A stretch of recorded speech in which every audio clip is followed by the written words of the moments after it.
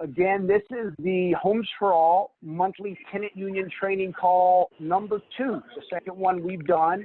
The focus of this call will be on building a tenant union from scratch, the early stages.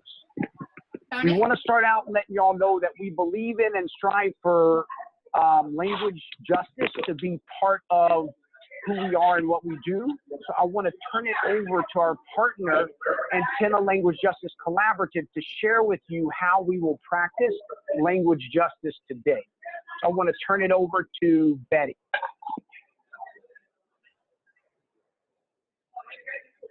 Yeah.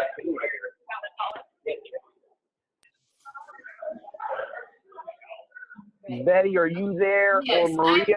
I'm here. So far, we haven't received any folks onto the Spanish language line. Okay. But we can go ahead and make the announcement since they might join shortly. Entonces, nada más Great. Please do. Personas en la llamada telefónica, pero vamos a hacer un anuncio. Hola, yo soy Betty. Soy parte de una colectiva que se llama Antena Los Ángeles y me acompaña María, que es una parte miembro de una organización de hogares para todos.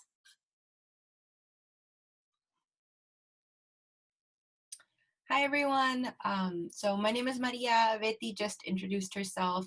I'll consecutively interpret for her for folks who didn't understand what she said because she spoke Spanish. So she's part of a interpretation collective called Antena Los Angeles, and alongside with me, we're going to be doing the interpretation into Spanish for folks who come on who are monolingual Spanish speakers, and then we'll also be doing some interpreting into English consecutively the way I'm doing now.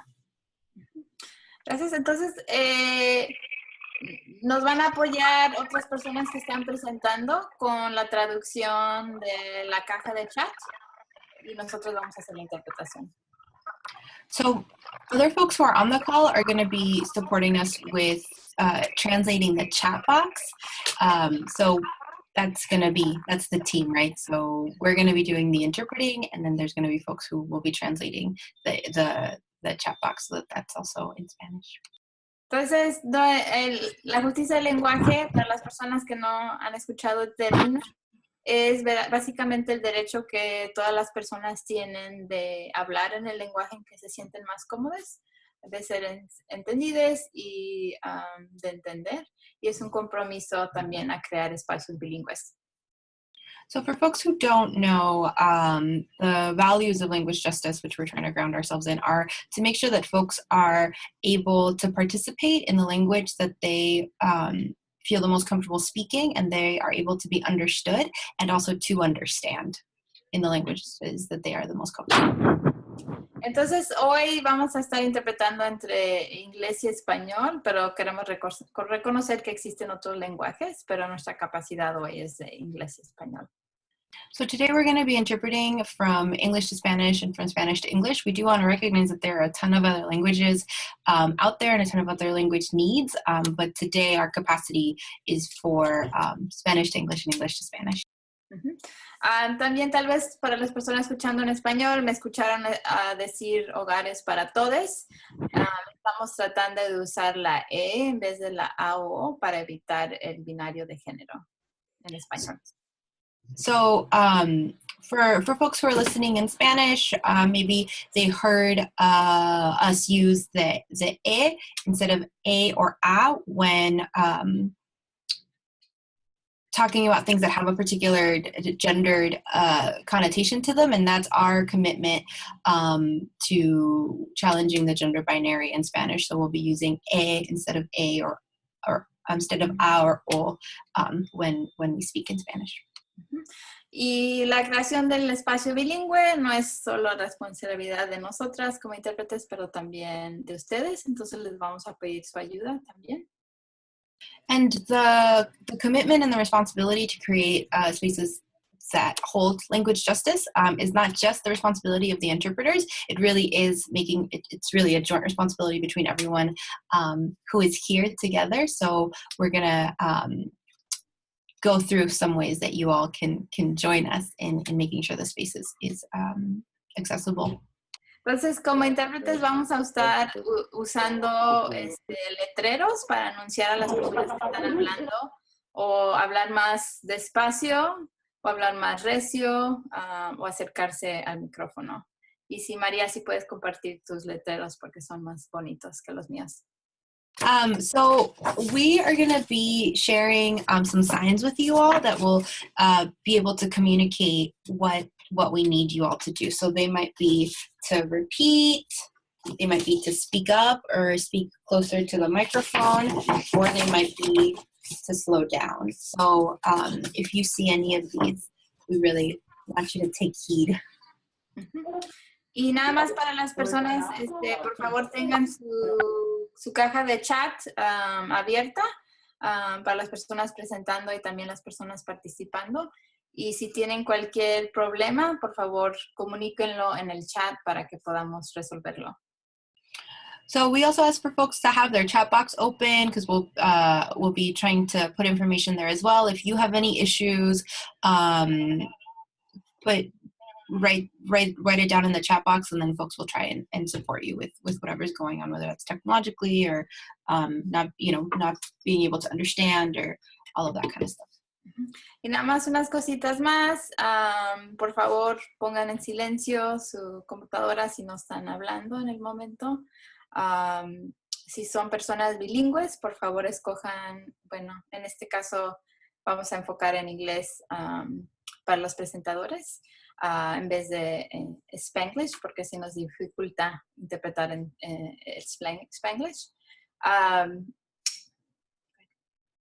So just a few more things. We ask that everybody please mute your computer or your cell phone unless you're the one speaking. And for folks who are bilingual in English and Spanish, we ask you to please, in this case, the call is going to be in English with interpretation happening in Spanish. So we ask you to please just choose Spanish when you're speaking in the full group, and trust that the interpretation is happening. Please refrain from using kind of Spanglish, just because it makes it really hard for the interpreters to be able to interpret. Y por último, nada más una persona hable a la vez para que no tengamos que escoger a quién interpretar.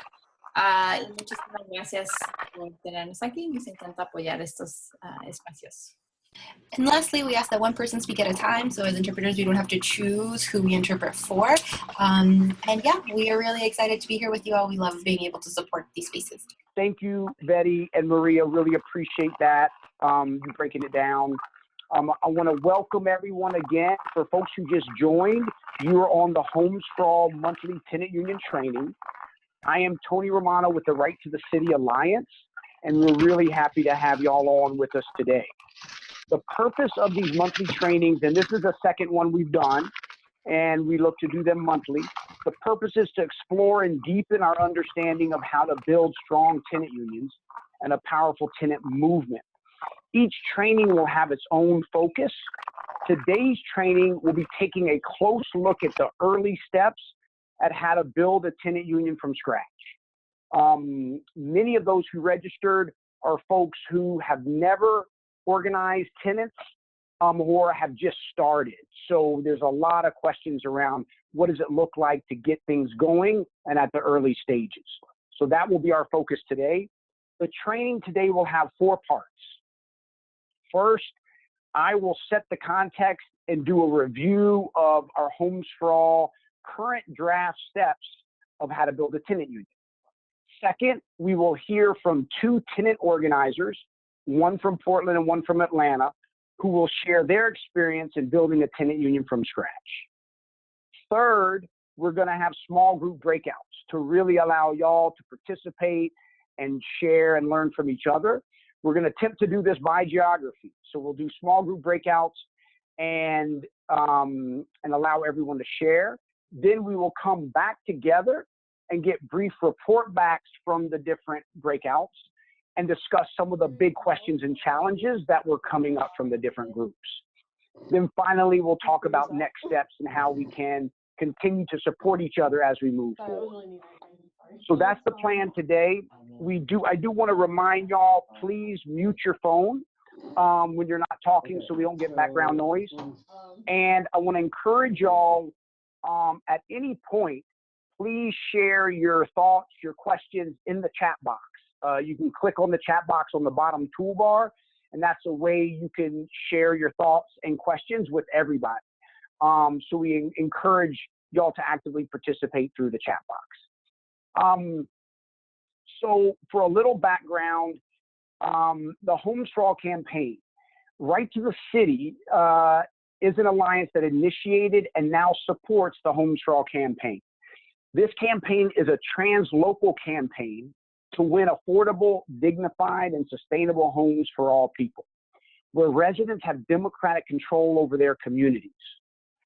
We at Homes for All, the work is rooted in the vision that housing is a human right. The campaign engages those most directly impacted by the crisis through local and national organizing, winning strong policies that protect renters and homeowners, and shifting the national debate on housing. We organize through 3 translocal tracks: renters' rights, development without displacement, and community control of land and housing. All of this to build power towards a world where people and the planet come before profit and commodities. Since our founding in 2013, Homes for All has grown to include 72 grassroots community organizations in 40 cities and 24 states across the country. These calls are organized by the Renters' Rights Committee of Homes for All, which supports the building of powerful tenant unions and a strong tenant union movement that's rooted in strong local and citywide tenant unions across the country. So for a little context, next slide. The housing crisis, we believe, is growing and deepening. Currently, there are 43 million renter households in the country. As you all well know, a majority of renters are suffering from poor conditions, unjust evictions, and high rents. Half of all renters cannot afford their rent. Many of these pay most of their paycheck to the landlord. The renter class for us includes many different sectors of folks. Although our situations vary, what everyone in the renter class shares in common is that we do not fully control our housing and land. We feel it's very important, although there's differences, that we unite around this. So for us, renters include tenants with private landlords, public housing residents, Section 8, project-based Section 8 tenants, houseless families and individuals, single family, single room occupancy tenants, just to name a few. We believe it is important, and we take time in our unions and committees to understand the crisis and its root causes, which we believe are the profit-driven system that sees housing and land first and foremost as commodities to generate profit, and white supremacy, which is always and continues to determine what happens to land and housing in this country. We believe there are clear solutions to the housing crisis that have proven to work, but most elected officials and policymakers refuse to support because they choose to serve the interests of the corporate landlords, the real estate lobby, and other forces that profit greatly from the current system. For us, the 2 primary solutions are: 1, rent control for all. We believe this works and has proven to work. And for us, rent control includes not only laws that prevent unjust rent hikes, but tenants winning collective bargaining agreements that stop rent hikes, and tenants preserving project-based Section 8 and public housing. We believe rent control is critical, but we don't believe it's the end. As long as there's a landlord, we know they're going to seek to undermine the rent control and maximize their profit. So our goal ultimately is community control of land and housing, where the land and housing are taken off the market and collectively owned and democratically controlled by residents who live on the land and in the community. To win rent control, especially given what the root causes are, and to win ultimately community control, we believe we must develop a strategy and goals for the next 10 years. And we believe that winning will require that we build a powerful movement that includes thousands of tenant unions across the country, millions of tenants organized, a national tenant union, and all of us taking bold action. We are building this movement 1 tenant union at a time. That's why we invest so much time and energy in supporting each other and you in building tenant unions. So again, the purpose of these calls is to support you and other folks in building strong tenant unions. As I said before, most folks that have registered for the calls and are reaching out to us are folks that have not done this in the past or are just starting to do it. So based on our experiences, Homes for All members have started to develop a tenant union manual, which breaks down the steps of building a tenant union starting in one building. This manual is still in development. We definitely will share the link with y'all so y'all can have this post this training. We will share today our current thinking with you and hope through these trainings and ongoing dialogue and sharing that we will advance both the manual and the steps. So they're in development, and this is just to begin. While each city and often community is different, we have found that there are some common steps that many of us have and are taking that are working in building tenant unions. So today, overall, we identify 5 steps in building tenant unions. Today, we're really going to hone in on steps 1 and 2 and the beginning of step 3. So really talking about the early stages. I'm going to share now a brief overview of our draft tenant union manual and these 5 steps. And then I'm going to turn it over to our 2 case studies so you can actually hear from some of the folks that informed the development of these steps, folks from Portland and folks from Atlanta. So with no further ado, let's move to step 1. Great. So step 1, the very beginning for us, is really planting a seed. And for us, what we find that seed to be is 1, 2, or 3 people forming a team to work together. And we call that an organizing team. And that organizing team starts to meet and figure out how to support each other in reaching out to the other tenants and really building a strong tenant union.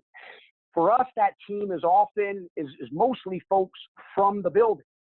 And you're going to hear from 2 folks today who are from a building and have led the effort in that building to build an organizing team and ultimately to help build a tenant union. Often you'll see through the stories too that sometimes part of the organizing team are tenants from other buildings that have experience that are offering some guidance and support, or folks from a local community organization that has some experience and can support the organizing team in building. So that's step 1. Step 2 in building a tenant union is from this team, then reaching out to other tenants, connecting with other tenants, getting to know other tenants, and letting them know what the hopes and wishes of the organizing team are and why they want to organize a tenant union and why they're reaching out to the other tenants. So this process you're going to learn involves often door knocking on doors, talking to tenants one-on-one, getting to know each other, finding out what people's concerns and issues are. So it's really a beginning where folks are starting to get to know tenants. Sometimes it's tenants living in the same building that people haven't spoken to or don't know. So it's also an opportunity to break barriers where there's isolation amongst tenants and neighbors to really start to get to know each other, because it's those relationships that are going to be key to building a strong tenant union. So step 2 is reaching out to other tenants. And then step 3. Step 3 is where after reaching out to tenants, we start bringing folks together in a collective space. We call these spaces often assemblies, where folks come together. Some people call them meetings, some people call them assemblies. More and more of us are calling them assemblies. These assemblies are the key spaces where people come together, support each other, build, and make plans. These assemblies, folks have found it's very important that they happen on a regular basis. So folks building a tenant union, residents getting involved, they know on this day, at this time, folks are getting together, and you can count on seeing other tenants and meeting with them and building with them. I want to share some of the different things that happen in assemblies. These spaces is where a lot of the key stuff happens. Next slide. So some of the key things that happen in these assembly spaces, and we wouldn't say they always happen in this order, right? But these are some of the key things that our tenant unions find are very important to happen in the regular assemblies. So one is grounding in our principles and our purpose of being together. So while we're going to have a lot of immediate issues to deal with, folks find it's important to always come back and say, hey, what is it that really brings us together? And what is our foundation? And for us, and you can see at the end of the tenant union manual, our draft principles, some of the key principles that we always reconnect with and remind ourselves that undergird everything we do are democratic decision making, right? So remembering that our strength comes in us working together. And in making decisions, we should always do that collectively. Another principle that is really important to us is each one teach one. That we all start out with no experience and not knowing a lot about, building a tenant union. So it takes someone else who has more experience to give us some support and guidance. And then as we develop an understanding and skills, we then must play that role with other tenants to help bring them along, and even folks in other buildings to help them build other tenant unions. So that's another example of an important principle. So we try to stay grounded in our principles and talk about them along with our vision. What is the reason we're together? Where are we going? So those are things we try to build into our meetings. The other thing that is just really important that we find happens in every meeting is supporting each other, right? So we all find that folks have a lot of fear, often a lot of shame, and don't want to connect and are afraid to connect with other people. So really offering support and letting folks know they aren't alone is a key aspect of these assemblies. And keep people coming back because they know it's a place where they can get support and get connected to others. Another aspect of these assemblies that we find to be really critical is education. So to identify things we need to know about that we may not know. And that can include, what are our rights as tenants? And let's learn those rights if we don't know them. Or what's the history of organizing tenant unions in our city, state, or country? Because often we may not know that history, but often in our very city, there could be a rich history of folks organizing and winning before us. So lots of things we want to learn. We use the assembly space as a learning space to educate ourselves. Next, imagine is a really important aspect of these spaces where we dream. We imagine how things should be, not just talking about what's wrong. And imagining also involves looking down the road, 3, 5, 10 years down the road, how we want things to be in our building, in our city, and in our country. So we believe imagining is key. And then the last couple of things that happen a lot are planning, right? What are the immediate issues and concerns we have, and what's our plan to address them, right? Which involves developing campaigns and taking on our landlords or city to really fight for the improvements we need. And finally, reflection and evaluation is a core part of these assembly spaces where we're constantly looking back on how was that assembly we just had? How was that action we just took? How was that training we just did? So we can really learn and reflect on what we just did and try to improve that. So those are kind of the essence. And you see step 3 is kind of the big step where a lot of stuff happens. But after step 3, the next step is very critical, which is taking action, right? So once we built relationships, built some unity and trust, and we have a plan, we got to execute it. We got to get in the street. We got to protest. We got to approach our landlord. We got to execute our plan and do what it takes to win our demands. So step 4 is really about taking action and launching a campaign that we've really developed over time in the assembly spaces. And finally, the last step is thinking bigger and building bigger. We know it starts in our building and with our neighbors, but we know that given the system we're up against and the system that supports the landlord, we're going to have to think bigger and build bigger. And for us, that means we have to start helping other tenants in other buildings under the same landlord organize together so we can have one common union. We need to support other tenants in our city to organize tenant unions and join together as part of a citywide tenant union. And ultimately, the citywide union connects with state state groups, and even nationally we come together. And you're going to hear about some of that in the stories. And lastly, we know that there are many different social justice movements that are happening in our city, whether it's the Black liberation movement, immigrant rights movement, climate justice movement. We believe these movements shouldn't be isolated. So part of thinking bigger and building bigger is connecting with the other movements so we can unite them and work in unison and in synergy. So that's a brief overview of these 5 steps. The draft manual that we're going to give you the link to kind of breaks it down a little bit more, which also will include some sample materials that people may want. So with no further ado, I want to now turn it over to 2 of our strong fighters that have actually played a role in building tenant unions and putting some of these steps in action. So first up, we have from Portland, the Titan Manor Tenant Union. We have Koya Creston. So I want to turn over to Koya, and after Koya, we're going to have Deborah Arnold from the Tenant Association of City View at Rosa Burney share from her experience. So Koya, take it away.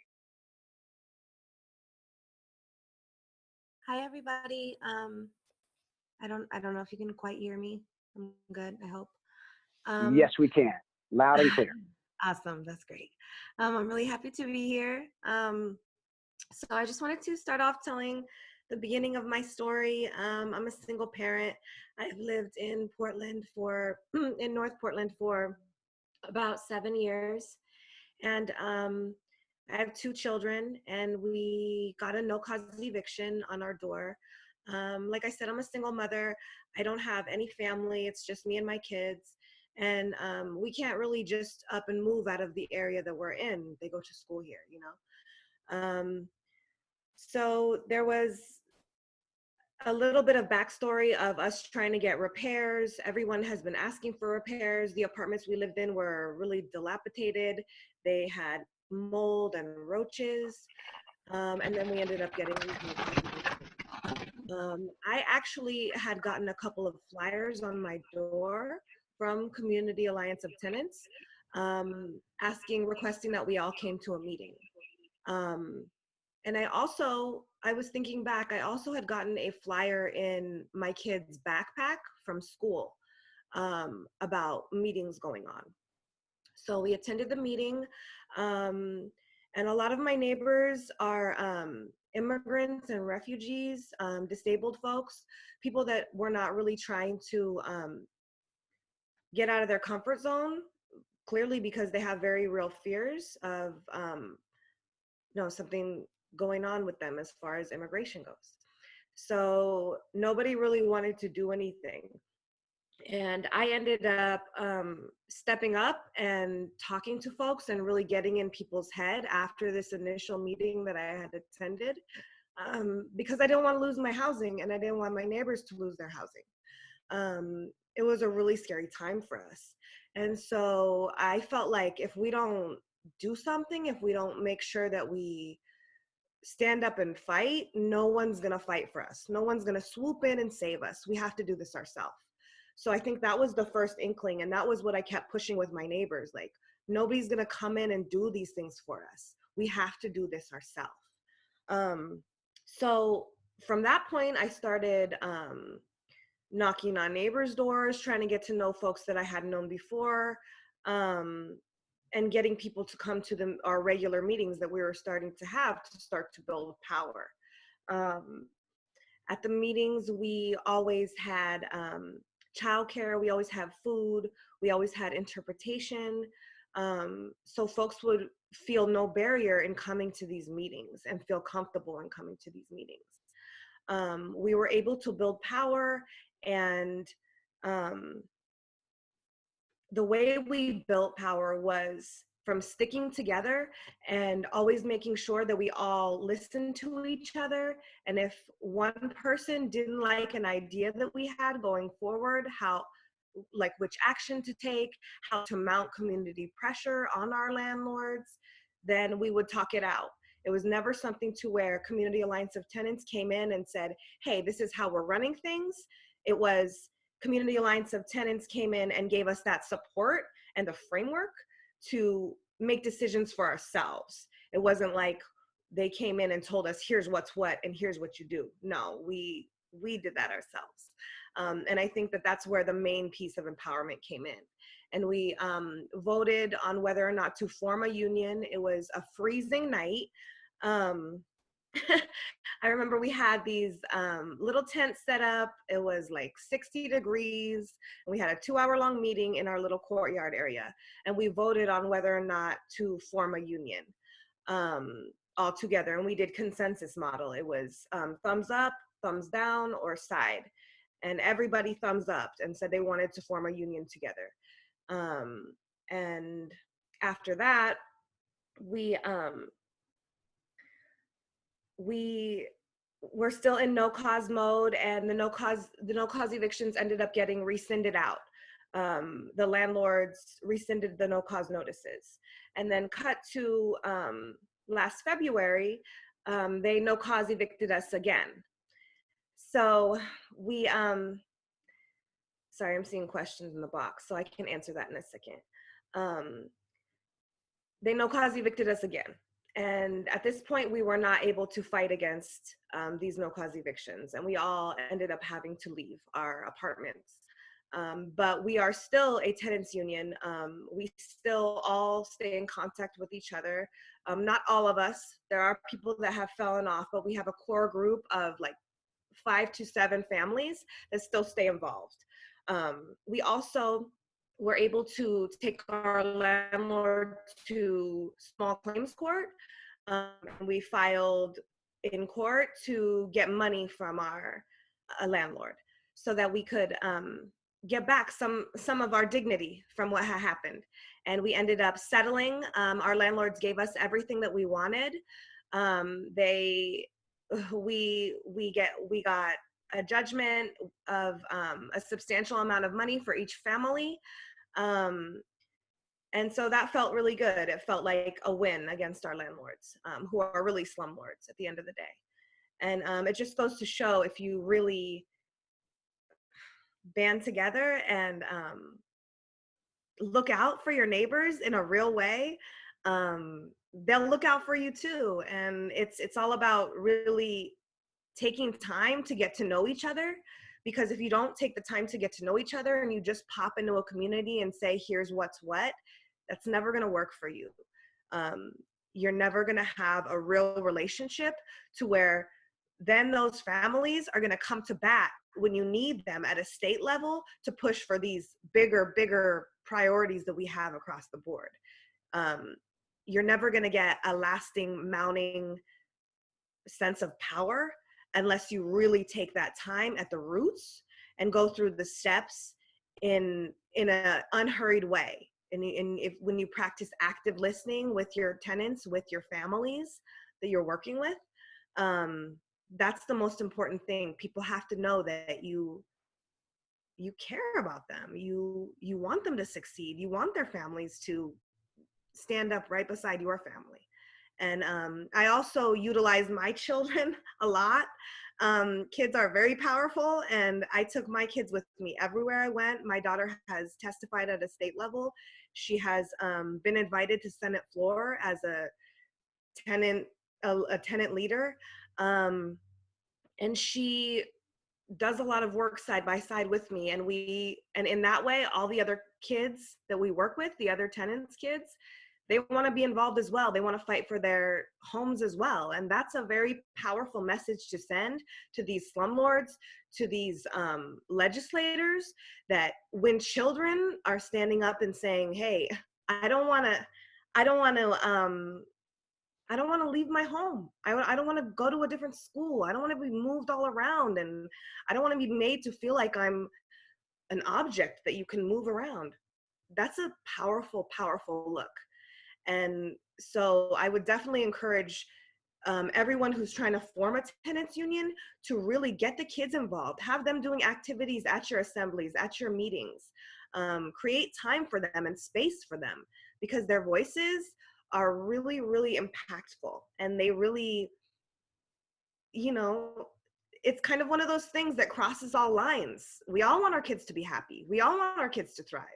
And when you see some children that, you know, through no fault of their own are possibly being pushed out in the street or being pushed out to rural areas where they don't know anybody, that's a powerful message to send. So that's one thing that I would definitely encourage you guys to utilize with your families. The whole family should be involved. So I think that that's all I have, just trying to stay focused on steps, the first 2 to 3 steps, and staying in that vein of starting to build and mount power and really mount lasting relationships with your tenants, with your families, and really taking that first initial active listening step so that they know that you're there for them. You'll have their back, and they'll have your back too. You'll be almost surprised to see how integral your tenants and your families will be in your life, to be honest. So Thank you, Koya. And a lot of y'all are already asking questions that are coming up, which is fantastic. So keep doing that in the chat box. If you have your own experiences or questions for Koya that are coming up, or now Deborah, please put them in there. And then Koya and other folks will work to respond. Thank you so much, Koya. Really appreciate you sharing. Next up, we have Debra Arnold from Atlanta. And I just want to make sure, is Deborah, do we have Deborah's sound working?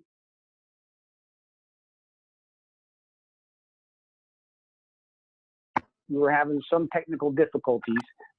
Oh, beautiful. Deborah, we can hear you. So y'all, Deborah is with the Tenant Association of City View at Rosa Bernie in Atlanta, Georgia, and has been one of the residents who's been leading the way. So Deborah, take it away. We'd love to hear your story.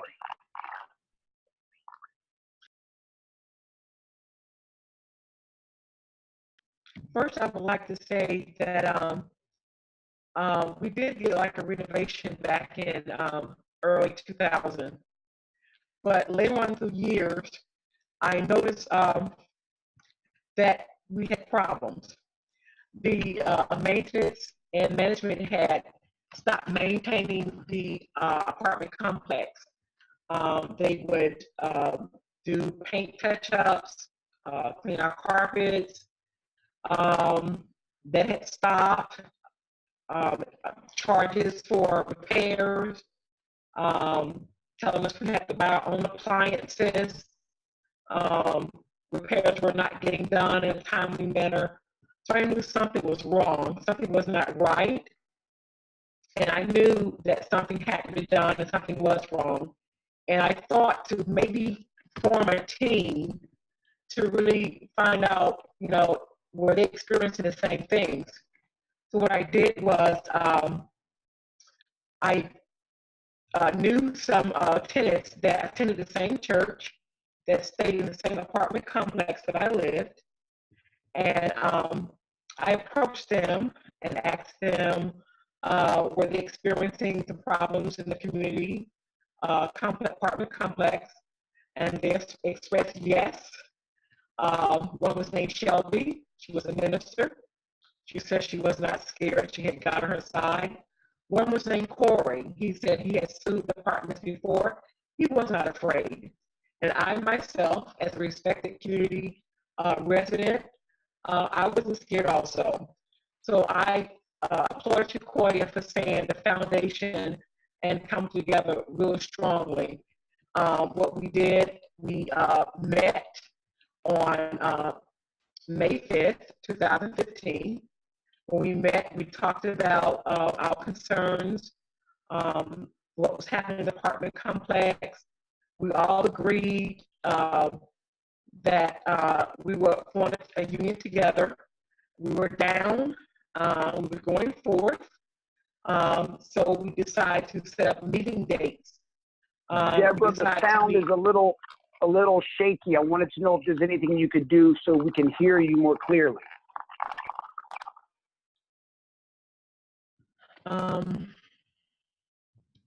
If you could speak, now, or if you could speak directly into the phone if you have a headset. It's still a little fuzzy. I'm sorry. Okay.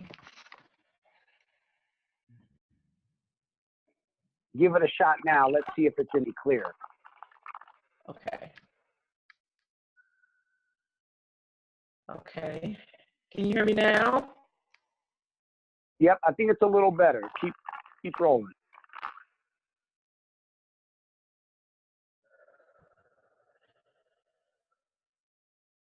Okay, Deborah, keep rolling. I think it's a little better. Okay.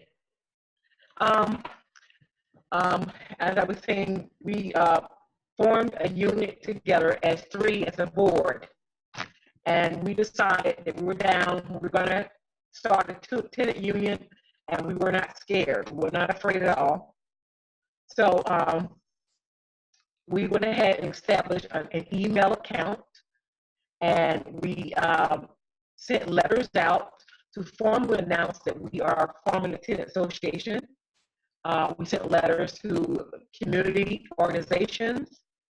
We sent it to management just to let them know that we do exist. And we plan the location, the meeting date, where we'll have our tenant meeting. We talked about refreshments. We talked about how we're going to outreach. What we decided to do was to create a flyer, and on the back of the flyer, we list concerns, asking the community to fill out the flyers and tell us of their concern, and ask them to bring the concern list to the meeting, our first meeting, and that was a great feedback. That's a great way to bring in the tenants. When they came to the meeting, the first meeting, it was like maybe about 10 of us. We continued the second meeting for concern because we wanted more tenants to turn in their concern list. And when we collected all the letters at the second meeting of all the concerns, which gave a great conversation among the tenants. They had a lot of concern, they had a lot to share, so they're like ready for action. They saw strongly, the three of us, three board members, we came together strongly, and we spread that energy to the other tenants. They saw that we weren't scared, we were strong. Corey, I said earlier, he had sued the apartment complex before. He wasn't scared. And Shirley, I said, she's a minister. She believed in God. She wasn't scared. At our meeting, from our first and second meeting, we titled our meetings Concern. And we took a list, took all the concerns together, and we presented it to the management. And the manager, she addressed those concerns, which was a great win for us. And then one of our meetings was in August, and the meeting from concerns, it went to displacement, which came on the top of the list as an urgent concern from the tenants. When we found out that we were going to be displaced without any notice, that 180 units of families would have been homeless, we were informed by a VISTA worker that we could do something about saving our apartment complex. But first, I must say that we joined up with Housing Justice League through a community organizer who referred me to Allison Johnson with Housing Justice League. This is like almost the third month into our meeting. I finally met with Allison and Housing Justice League, and as I said earlier, they helped us and guide us with their support and community support to help win a victory for our apartments. We went from being displaced to winning a victory of affordability for the next 5 years. So the extension was awesome. That was a great victory for us. The next victory that we had to encounter, we were having meetings outside the gazebo because management, they didn't want us to have meetings inside the office building. So it was getting cold, and we found places to meet, community center, wherever we could meet. We made it happen. We didn't care. We knew we had to stay together as a unit and to create and have that unity and that strength. And we were not going to let a meeting place, discourage us.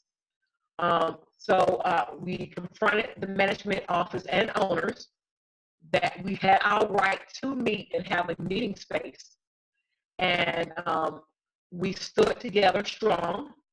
In February of 2016, we were able to access the community room, and which was another win for us because we were paying the community center $25 an hour with a $100 down payment to meet, and other places we were not stable with a location. So that was a great win for us to be able to access the conference room to have our meetings.